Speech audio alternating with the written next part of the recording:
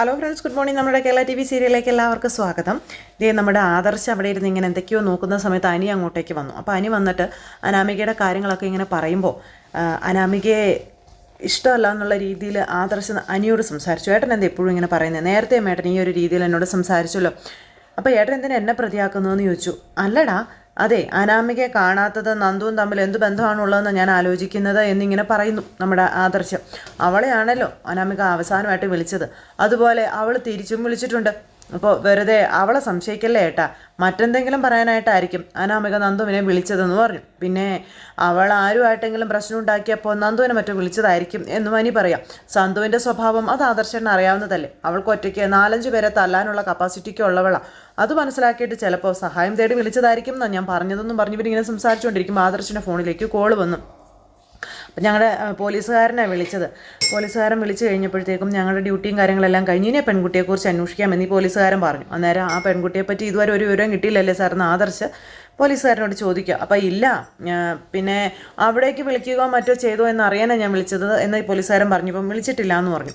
വിഷമിക്കേണ്ട, എങ്ങനെയെങ്കിലും നമുക്ക് ആ പെൺകുട്ടിയെ കണ്ടെത്താം എന്ന് ആദർശിനോട് പറഞ്ഞിട്ട് സാർ അങ്ങ് ഫോൺ കട്ട് ചെയ്തു. അപ്പോൾ സാറ് പറഞ്ഞത് കേട്ടോ നീ എന്ന് ചോദിച്ചപ്പോൾ എന്താ ഏട്ടാ, ഈ കല്യാണത്തിന് ഒരുപാട് തടസ്സങ്ങളുണ്ടല്ലോ ഏട്ടാ, അങ്ങനെയുള്ള നിമിത്തങ്ങളാണ് ഇപ്പോൾ ഈ ഉണ്ടായിക്കൊണ്ടിരിക്കുന്നതെന്ന് അനി ഇങ്ങനെ പറഞ്ഞു. നയനടുത്തി ഏട്ടനും കൂടി അന്ന് അമ്പലത്തിൽ പൂജയൊക്കെ നടത്തിയപ്പോൾ എന്ത് ഭംഗിയായിട്ടതെല്ലാം നടന്നത്. എന്നാലേ ഞാനും അവളും ചെയ്തതിനെല്ലാം ഓരോ തടസ്സവും. എടാ, നീ അതൊന്നും അത്ര കാര്യമാക്കണ്ട. ആ പൂജാരി നിങ്ങളുടെ ജാതകം നോക്കിയിട്ട് നല്ല ചേർച്ചയുണ്ടെന്നാണ് പറഞ്ഞത്. അല്ല, അങ്ങനെ നന്നായി ചേരും എന്നൊന്നും പറഞ്ഞില്ലല്ലോ, കുഴപ്പമില്ലെന്നേ പറഞ്ഞിട്ടുള്ളൂ. അന്നേരം നിങ്ങൾ തമ്മിൽ 8 പൊരുത്തമുണ്ടെന്നാണ് പറഞ്ഞിരിക്കുന്നത് എന്നിങ്ങനെ ആദർശ് പറഞ്ഞപ്പം അല്ലേട്ടാ, ആ പൊരുത്തം മാത്രമല്ലല്ലോ, ഈ ഗ്രഹങ്ങൾ തമ്മിലും പൊരുത്തം വേണ്ടേന്ന് ചോദിച്ചു അനി. അത് കുറവാ എന്നിങ്ങനെ അനി പറഞ്ഞപ്പോൾ ആദർശ് ഇങ്ങനെ നോക്കുക കേട്ടോ.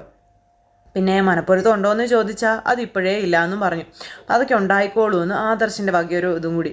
എടാ, പെണ്ണിനെ പോലും കാണാതെ കല്യാണം കഴിച്ചവനാണ് ഞാൻ, അതൊക്കെ നിനക്ക് അറിയാവുന്നതല്ലേ എന്ന് പറയുമ്പോൾ അങ്ങനെ ആള് മാറി ഏട്ടൻ കെട്ടിയത് ഏട്ടൻ്റെ മഹാഭാഗ്യമാണ് എന്ന് അനി പറഞ്ഞു. അത് വല്യമ്മയുടെ മുന്നിൽ വെച്ച് ഏട്ടനെ സമ്മതിക്കാൻ പറ്റത്തില്ല, അതെനിക്കറിയാം. എങ്കിലും ഏട്ടൻ്റെ മനസാക്ഷിയോടൊന്ന് ചോദിച്ചു നോക്ക്, ഇത്രയും നല്ലൊരു ഭാര്യയെ ഏട്ടന് വേറെ എവിടെയെങ്കിലും കിട്ടുമോ എന്നുള്ളത്. എന്താ അതല്ല ഏട്ടന് സമ്മതിക്കാൻ ഇത്ര പാട് എന്ന് ചോദിച്ചു. ഏട്ടത്തി മിടിക്കല്ലയോ എന്ന് ചോദിച്ചപ്പം എന്താന്ന്, ചെവിക്ക് കുഴപ്പമൊന്നുമില്ലല്ലോ, ഞാൻ പറഞ്ഞത് 100% സത്യമായ കാര്യമല്ലേ എന്ന് ആദർശിനോട് അനി ഇങ്ങനെ പറയുക.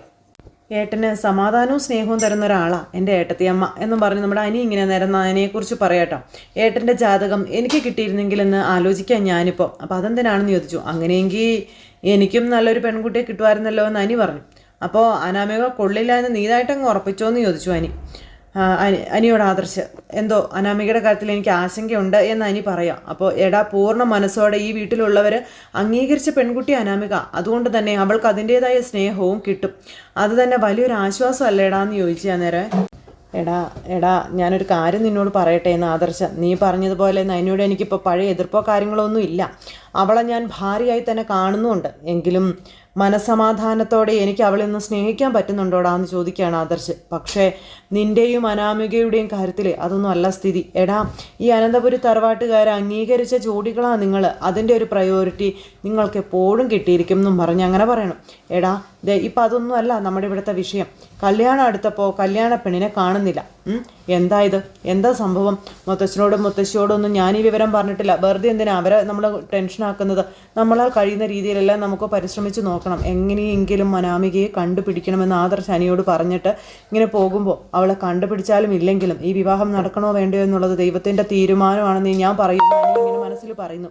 അതുകൊണ്ട് ഇക്കാര്യത്തിൽ എനിക്ക് അമിത ആകാംക്ഷയൊന്നും ഇല്ല എന്ന് പറഞ്ഞിങ്ങനെ അനി അവിടെ നിൽക്കുന്നു. ഈ സമയത്ത് പിന്നെ കാണിക്കുന്ന ജാനകി ഇങ്ങനെ അവിടെ ടെൻഷൻ അടിച്ച് നിൽക്കുമ്പോൾ ജലജിയും ദേവയാനി അങ്ങോട്ടേക്ക് വന്നു.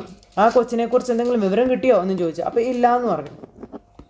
ആ നന്ദുവിനെയാണല്ലോ അനാമിക മോൾ അവസാനമായിട്ട് വിളിച്ചിരിക്കുന്നത്, അതെന്തിനാണെന്ന് എനിക്ക് മനസ്സിലാകുന്നില്ലല്ലോ എന്ന് ദേവയാനി ജാനകിയോട് പറയാം. കല്യാണം കഴിഞ്ഞ് പോകാനായി വന്നവള് ഇവിടുന്ന് പെട്ടെന്ന് എന്തിനാ ഏട്ടത്തി പോയത് എന്നൊക്കെ ഇങ്ങനെ ജലജ നേരം പറയാം.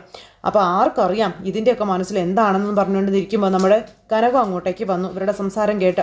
നീ അനാമികയുടെ അമ്മയെ വിളിച്ചില്ലേ എന്ന് ചോദിച്ചപ്പം വിളിച്ചു, ഒരു വിവരം ഇല്ലെന്നാ പറഞ്ഞതെന്നുള്ള കാര്യം പറയാം. അപ്പോൾ കല്യാണമായിട്ട് ഈ കൊച്ചത് എങ്ങോട്ട് പോയതാ ദൈവമേ എന്ന് ദേവയാനി പറഞ്ഞു. അപ്പോൾ എങ്ങോട്ടെങ്കിലും പോട്ടെ, കല്യാണം എങ്ങനെയെങ്കിലും ഒന്ന് മുടങ്ങിയാൽ മതിയായിരുന്നു എന്ന് ജലജ മനസ്സുകൊണ്ട് ചിന്തിക്കുന്നു. ഈ സമയത്ത് കനകം ഇതൊക്കെ വന്നൊന്ന് കേൾക്കുമല്ലേ. അപ്പോൾ അതേ ഒരുത്തി ഒളിച്ചു നിൽക്കുന്നു, ആരെന്ത് സംസാരിച്ചാലും മറഞ്ഞു നിന്ന് കേൾക്കുന്നത് അവൾക്കൊരു ശീലമായി പോയെന്നും പറഞ്ഞ് ജലജ പറഞ്ഞപ്പം ഞാൻ ഒളിച്ചു മറിഞ്ഞു നിന്നൊന്നും അല്ലെന്ന് പറഞ്ഞ് കനകം വന്നു. അപ്പം നിന്റെ മോളോട് അനാമിക അവസാനമായി സംസാരിച്ചത് എന്താ സംസാരിച്ചതെന്ന് മറ്റോ പറഞ്ഞായിരുന്നു ചോദിച്ചപ്പം അതൊന്നും എന്നോട് പറഞ്ഞിട്ടില്ലെന്ന് കനകം പറഞ്ഞു. അപ്പം നീ എന്താ വിളിച്ച് ചോദിക്കാത്തതെന്ന് ജലജ. അല്ല, അനാമിക എന്തിനാ ഇവളെ വിളിക്കുന്നേ എന്നും ചോദിച്ചുകൊണ്ട് ഇങ്ങനെ നമ്മുടെ ദേവയാനി പറഞ്ഞപ്പോൾ ജലജ ഇങ്ങനെ കനകത്തെ തുറിച്ച് നോക്കുക. അപ്പോഴത്തേക്കും ജാനകി കനകത്തെ തുറിച്ച് നോക്കുക. അപ്പോൾ ഇവിടെ നമ്മളറിയാത്ത പലതും നടക്കുന്നുണ്ട് ഏട്ടത്തി എന്ന് ജലജ അന്നേരം പറഞ്ഞു. ഇവളും ഇവളുടെ മക്കളും കൂടെ ചേർന്ന് എന്തൊക്കെയോ കുഴപ്പങ്ങൾ ഉണ്ടാക്കുന്നുണ്ടെന്നുള്ള കാര്യം ഉറപ്പാണെന്ന് പറഞ്ഞു. അപ്പോൾ എന്ത് കുഴപ്പമുണ്ടാക്കിയാലും ശരി ഈ കല്യാണമേ മുടക്കാനൊന്നും കഴിയില്ലെന്നും പറഞ്ഞുകൊണ്ട് ദേവയാനി പറയുക. ചിലപ്പോൾ മുടക്കാനൊക്കെ നോക്കുവേട്ടത്തി എന്ന് ജലജയുടെ വകയൊരു ഡയലോഗ്. എന്ന് വെച്ചാൽ ഇവളുടെ മക്കൾക്ക് മുകളിൽ ഇവിടെ ആരും കയറി വരാൻ പാടില്ലല്ലോ. അപ്പോൾ അങ്ങനെയൊന്നും ഞാനും എൻ്റെ മക്കളും ആഗ്രഹിക്കില്ല എന്ന് കനകം പറഞ്ഞപ്പോൾ അങ്ങനെ ആഗ്രഹിക്കാനും മാത്രം നല്ല മനസ്സുള്ളവരൊന്നും അല്ല നീ നിൻ്റെ മക്കളും. പിന്നെ അതേപ്പറ്റി കൂടുതലൊന്നും നീ ഇവിടെ നിന്ന് സംസാരിക്കേണ്ടെന്ന് ജലജയും അതുപോലെ ദേവയാനിയും കൂടെ കനകത്തിനോട് പറഞ്ഞിട്ട് അവരവിടെ അങ്ങ് പോയി. പിന്നെ നമ്മുടെ ജാനകിയും കനകം അവിടെ നിൽക്കുവാണ്. ജാനകി അന്നേരം അനാമിക മോളെ എവിടെയാണ് നിങ്ങൾ ഒളിപ്പിച്ചിരിക്കുന്നു എന്ന് ചോദിച്ചു. എനിക്ക് അറിയില്ല എൻ്റെ ജാനകി എന്ന് കനകം പറഞ്ഞു. അന്നേരം ആർക്കാ പിന്നെ അറിയാവുന്നതെന്ന് ജാനകിയുടെ വകയൊരു ഡയലോഗ്. നന്ദുവിനെയാണ് അവസാനമായി അവൾ വിളിച്ചിട്ടുള്ളത് എന്നു മാത്രമല്ല നന്ദുവിൻ്റെ പോക്കിൽ അനാമികയ്ക്ക് നല്ല ഭയം ഉണ്ടായിരുന്നു എന്ന് പറഞ്ഞു. എന്ന് കനകം ചോദിച്ചപ്പം ഒരു കാര്യം നിങ്ങൾ മനസ്സിലാക്കിക്കോ, ഈ കല്യാണം മുടക്കിയിട്ട് നന്ദുവിനെ ഇങ്ങോട്ട് കൊണ്ടുവരാൻ അമ്മയ്ക്കും മക്കൾക്കും എന്തെങ്കിലും പ്ലാൻ ഉണ്ടെങ്കിൽ അത് നടക്കില്ല എന്ന് ജാനകി തറപ്പിച്ചു പറയാം. ഞാൻ ജീവിച്ചിരിക്കുമ്പോൾ ഒരു വീട്ടിൽ നിന്ന് മൂന്നാമതൊരാളെ കൂടി ഈ വീട്ടിലേക്ക് കൈ പിടിച്ച് കയറ്റില്ല എന്ന് ജാനകി തറപ്പിച്ച് പറഞ്ഞപ്പം അനിയും നന്ദുവും തമ്മിൽ അടുപ്പമുണ്ടെന്ന് അറിഞ്ഞിട്ട് ഞങ്ങളെല്ലാവരും അവളെ തിരുത്താനേ നോക്കിയിട്ടുള്ളൂ. നയനയും നവ്യൊന്നും ആ ബന്ധത്തെ ഇന്ന് വരെ അനുകൂലിച്ചിട്ടില്ല എന്ന് കനകം പറഞ്ഞപ്പം നിങ്ങൾ കൂടുതലൊന്നും പറയണ്ട. എൻ്റെ മോൻ ഇന്നേ വരെ ഒരു പെൺകുട്ടിയെയും പ്രേമിച്ചിട്ടില്ല. ഇതാദ്യമായിട്ടാണ് അവൻ്റെ മനസ്സിലേക്ക് ഒരുത്തി കയറി പറ്റിയത്. അതുകൊണ്ടാണ് അവനും അനാമികയെ വേണ്ടാന്നും പറഞ്ഞു വാശി പിടിച്ചത് എന്ന് പറഞ്ഞ് അതുമാത്രമല്ലല്ലോ കഴിഞ്ഞ കുറേ ദിവസങ്ങളായിട്ട് എൻ്റെ മോൻ വിഷമിച്ച് നടക്കുക. എല്ലാം നഷ്ടപ്പെട്ടവനെ പോലെയാണ് അവൻ നടക്കുന്നത്. അതിനെല്ലാം കാരണക്കാർ നിങ്ങളാണെന്നൊക്കെ പറഞ്ഞു. അതിൻ്റെയൊക്കെ പിന്നിൽ കനകയുടെ മോളാണെന്ന് ഞാൻ ഒരിക്കലും കരുതിയിരുന്നില്ല എന്നും ജാനകി പറഞ്ഞു. അത് കേട്ടപ്പം ജാനകി നയനമോള് പോയിട്ടുണ്ട് നന്ദുവിനെ കാണാനായിട്ട്. എത്രയും പെട്ടെന്ന് അനാമിക മോളെക്കുറിച്ച് എന്തെങ്കിലും വിവരമായിട്ട് അവൾ വരത്തുള്ളൂ എന്ന് പറഞ്ഞു. അങ്ങനെ കിട്ടിയില്ലെങ്കിൽ പ്രതിസ്ഥാനത്ത് വരാൻ പോകുന്നത് നിങ്ങളുടെ മോളാണെന്ന് പറഞ്ഞു ജാനകി. അവളും അവളുടെ കൂട്ടുകാരും കൂടെ ചേർന്ന് അനാമിക എവിടേക്കെങ്കിലും മാറ്റുമെന്ന ഇപ്പം എൻ്റെ സംശയം എന്നൊക്കെ പറഞ്ഞപ്പോൾ അയ്യോ എന്തൊക്കെയാണ് പറയുന്നതെന്ന് ചോദിച്ചു കനകം. അങ്ങനെയൊന്നും ഒരിക്കലും നന്ദുട്ടൻ ചെയ്യില്ലെന്ന്. അല്ലെങ്കിൽ പിന്നെ നന്ദുവിൻ്റെ മൊബൈലിലേക്ക് അനാമിക വിളിക്കേണ്ട കാര്യമില്ലല്ലോ. 4-5 പ്രാവശ്യം അവളും തിരിച്ച് വിളിച്ചിട്ടുണ്ടല്ലോ. അങ്ങനെ വിളിക്കാനും മാത്രം അവർ തമ്മിൽ എന്ത് ബന്ധമുള്ളത് എന്നൊക്കെ ജാനകിയുടെ വക ഡയലോഗുകൾ ഇങ്ങനെ വന്നുകൊണ്ടേയിരിക്കുക. അത് പിന്നെ അനാമിക വിളിച്ചിട്ട് നന്ദുവേട്ടനെ കാണണമെന്ന് പറഞ്ഞിരുന്നു. അപ്പോൾ അങ്ങനെ കാണാതെ വന്നപ്പോൾ നന്ദു ആ കുട്ടിയെ തിരിച്ച് വിളിച്ചതാണെന്ന് പറഞ്ഞപ്പോൾ കള്ളങ്ങൾ എത്രയൊക്കെ വിളിച്ചു പറഞ്ഞാലും ചിലതൊന്നും നിലനിൽക്കില്ല കനക്കെ. എന്തായാലും ഹനിയത്തെ കാണാൻ ചേച്ചി പോയല്ലോ, പോയിട്ട് വരട്ടെ, അതിനുശേഷം നമുക്ക് നേരിട്ടൊന്ന് കാണേണ്ടി വരുമെന്നും പറഞ്ഞുകൊണ്ട് ജാനകി അവിടെ നിന്ന് പോയി കനകം തലയ്ക്ക് കൈയും വെച്ച് അവിടെ അങ്ങനെ നിൽക്കുന്നു. ഇത് കഴിഞ്ഞ് പിന്നെ കാണിക്കുന്നത് ഈ അനാമികയുടെ വണ്ടി കിടക്കുന്ന സ്ഥലത്തേക്ക് നമ്മുടെ നയനിയും നന്ദുവും കൂടെ ചെന്ന് എത്തിപ്പെട്ടു. അപ്പോൾ വണ്ടി അവിടെ കിടക്കുന്നത് കണ്ടു. ഇത് കണ്ടോ, ഇതാണ് അവളുടെ വീട്. ഇവിടെ എന്താ നടന്നതെന്ന് നമുക്ക് ഇവിടുത്തെ CCTV മറ്റു കാര്യങ്ങളോ അല്ലെങ്കിൽ ഈ കടക്കാരോട് ആരോടെങ്കിലും ഒക്കെ ചോദിച്ചറിയാൻ പറ്റുമെന്ന് പറഞ്ഞു. അപ്പോൾ ചിലരാരും ഒന്നിനും സമ്മതിക്കത്തില്ല ചേച്ചി എന്ന് പറയും. അപ്പോൾ എന്തായാലും പോലീസ് വരുമ്പോൾ സമ്മതിച്ചല്ലേ പറ്റുമെന്ന് നയനെ ചോദിക്കാം. അങ്ങനെ വണ്ടിയൊക്കെ നോക്കി അപ്പോൾ അവളുടെ മൊബൈൽ അകത്താണല്ലോ ഉള്ളത് എന്ന് പറഞ്ഞുകൊണ്ട് നന്ദു അങ്ങനെ ഇവർ രണ്ടുപേരും കാറിനകത്തേക്ക് നോക്കിയപ്പോൾ ശരിയാ മൊബൈൽ അതിനകത്ത് കിടപ്പുണ്ട്. അയ്യോ എൻ്റെ മോനെ എന്ന് പറഞ്ഞുകൊണ്ട് ഇങ്ങനെ ആകെ ടെൻഷൻ അടിച്ച് ഇങ്ങനെ നിൽക്കുക രണ്ടുപേരും.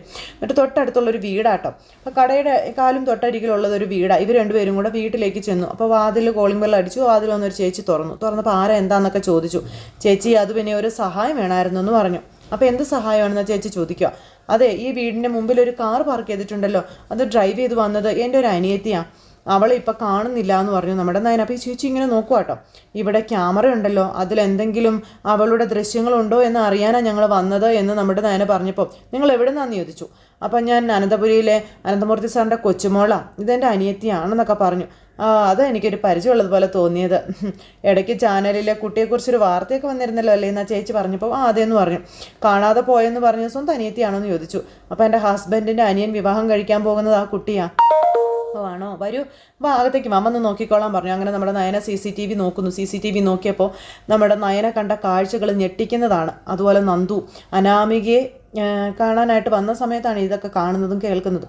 അപ്പോൾ നന്ദുവിനും നയനയ്ക്കും മനസ്സിലായി അനാമിക ആരോ തട്ടിക്കൊണ്ട് പോയതാണെന്ന്. അവന്മാർ വന്ന വണ്ടിയുടെ നമ്പറും കിട്ടിയിട്ടുണ്ട്. ഇനി അതിൻ്റെ പിന്നാലെ ഞങ്ങൾ പോയിക്കോളാം, നന്ദിയുണ്ട് ചേച്ചി എന്നും പറഞ്ഞ് യാത്രയൊക്കെ പറഞ്ഞ് അവരങ്ങ് പോയണു. അയ്യോ, ഇതിനൊക്കെയല്ലേ മോളെ ഇവിടെ ക്യാമറ വെച്ചിരിക്കുന്നത്, പിന്നെ ആ കുട്ടിയെ കിട്ടിക്കഴിഞ്ഞാൽ ഇവിടെ കാർ എടുക്കാൻ വരുമ്പോൾ ഇങ്ങോട്ടൊന്ന് കയറണേ എന്ന് പറഞ്ഞ ചേച്ചി. ശരി, കയറിക്കോളാം എന്ന് പറഞ്ഞിട്ട് ഇവരിങ്ങനെ പോണു. ഇവർ ആ ഒരു കാറിൻ്റെ നമ്പറോ അല്ലെങ്കിൽ ആ ഒരു സിറ്റുവേഷനൊക്കെ ആ ഒരു ഇതാക്കിക്കൊണ്ട് ഇവരിങ്ങനെ പോയിക്കൊണ്ടേയിരിക്കുകയാണ്. നന്ദുവും നയനയും അങ്ങനെ ആ ഒരു ഏരിയ കവർ ചെയ്യാനായിട്ട് പോകുന്നു. അങ്ങനെ രണ്ടുപേരും കൂടെ പോകുന്ന സമയത്ത് റോട്ടിൽ രണ്ടുപേരെ കണ്ടു. അവരോട് കാര്യം തിരക്കി കഴിഞ്ഞപ്പോഴത്തേക്കും ഇങ്ങനെ ഈ നമ്പരും ഈ വണ്ടിയൊക്കെ കാണിച്ചു കൊടുത്തിട്ട് ഈ വണ്ടി ഇവിടെ എവിടെയെങ്കിലും കണ്ടിട്ടുണ്ടോ എന്ന് ചോദിച്ചു. അപ്പോൾ അവർ പറഞ്ഞു ഈ വഴി അങ്ങനെ പോകണം കണ്ടെന്ന് പറഞ്ഞു. പിന്നെ അവർ രണ്ടുപേരും കൂടി ആ പുറകെ ഇങ്ങനെ പോകുക. ഈ സമയത്ത് അവിടെ വീട്ടിലെല്ലാവരും കൂടി ഇരുന്ന് സംസാരിക്കുകയാണ്. ഈ കല്യാണം ആലോചിച്ചപ്പോൾ തൊട്ട് ഓരോരോ പ്രശ്നങ്ങളാണല്ലോ എന്നൊക്കെ പറഞ്ഞു. അപ്പോൾ നമ്മൾ അങ്ങനെയൊന്നും ചിന്തിക്കേണ്ട, നല്ല കാര്യങ്ങൾ നടക്കാൻ പോകുമ്പോൾ ചില തടസ്സങ്ങളൊക്കെ ഉണ്ടാകും, അത് അവഗണിച്ച് വിടണം എന്നൊക്കെ പറഞ്ഞു അജയനോട്. അല്ല, ഏതു നേരം ഏട്ടത്തിൽ പറയുന്നത് ഈ വീട്ടിലെ ആദ്യത്തെ മരുമകളാണ് ഇനി വരാൻ പോകുന്നത് എന്നുള്ളതാണ്. എന്ന് വെച്ചാൽ ഇപ്പം തന്നെ അംഗം കുറിച്ചിരിക്കുകയാണ് എന്നുള്ള കാര്യം അജയൻ പറഞ്ഞു. അപ്പം നമ്മളതൊന്നും മൈൻഡ് ചെയ്യേണ്ടെന്ന് ആദർശനോട് അച്ഛൻ പറഞ്ഞു. അവളുടെ മാനസികാവസ്ഥ എന്താണെന്ന് നയന മോൾക്ക് നന്നായിട്ട് അറിയാം. അതുകൊണ്ട് തന്നെ മോളെല്ലാം അഡ്ജസ്റ്റ് ചെയ്തോളൂ എന്ന് ജയൻ പറയാം. അല്ലെങ്കിൽ തന്നെ വീട്ടുജോലിക്കാരിയെ പോലെയല്ലേ നയന ഇവിടെ കഴിയുന്നത് എന്നിങ്ങനെ ജയൻ പറഞ്ഞു. അതിനപ്പുറം ഇനി എന്തൊക്കെ സംഭവിച്ചിട്ട് എന്താ കാര്യം, എന്ത് സംഭവിക്കാനാ? കയറി വരുന്ന പെൺകുട്ടി മോളെക്കാളും ചെറുപ്പമാണെന്ന് മാത്രമല്ല ഒറ്റ മോളല്ലേ. അപ്പോൾ പിന്നെ അമ്മമാരായിരിക്കും വീട്ടുജോലികളും കാര്യങ്ങളൊക്കെ ചെയ്യുന്നത്.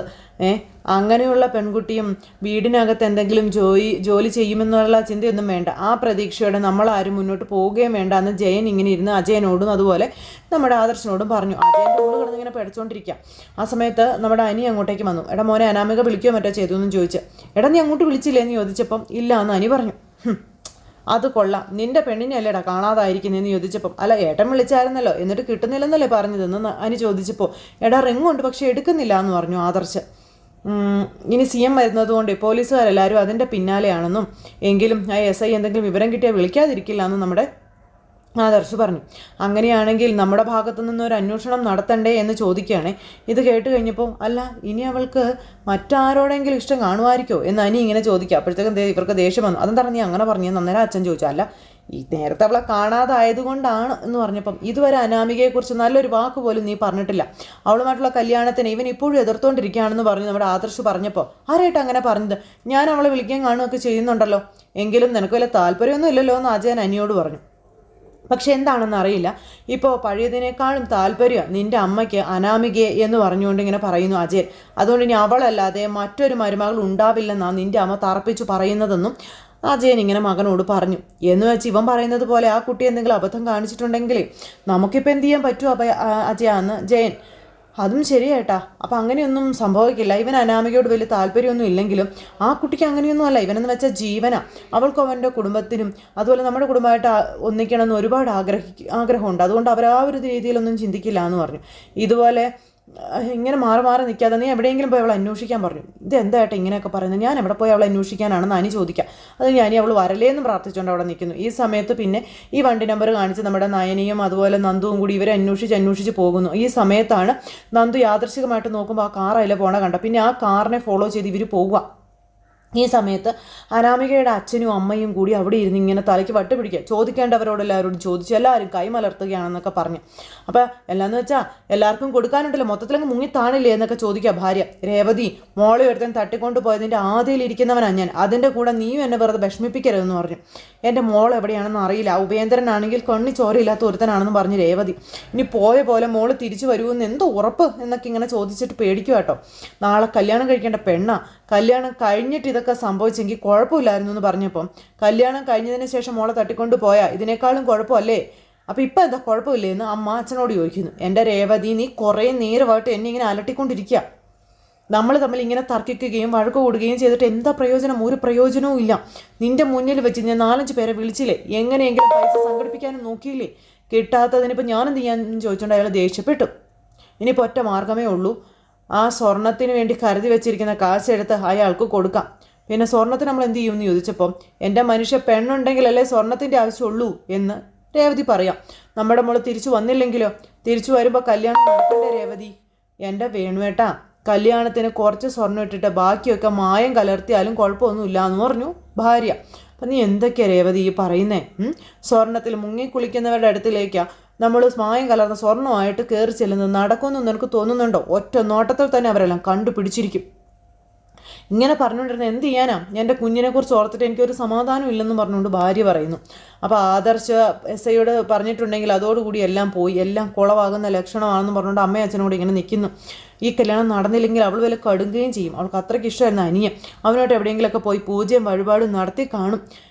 എൻ്റെ കുഞ്ഞിനെ അവളായിട്ട് ഇല്ലാണ്ടാക്കിയതായിരിക്കും എന്ന് പറഞ്ഞപ്പോൾ നീ ആരുടെ കാര്യം ഈ പറയുന്നതെന്ന് ചോദിച്ചു. അത് ആ നന്ദവിൻ്റെ കാര്യമാണെന്ന് പറഞ്ഞ് അങ്ങനെ ആ ഒരു ഇത് പറയുക. അപ്പോൾ അങ്ങനെ ഇവർ തമ്മിൽ സംസാരിച്ചുകൊണ്ടിരിക്കുന്നിടത്ത് ഇന്നത്തെ കഥ അവസാനിച്ചു. അപ്പോൾ എല്ലാവരും കാത്തിരുന്ന് കാണണോട്ടെ. എല്ലാവർക്കും നല്ലൊരു ദിവസം ആശംസിക്കുകയാണേ. നന്ദി.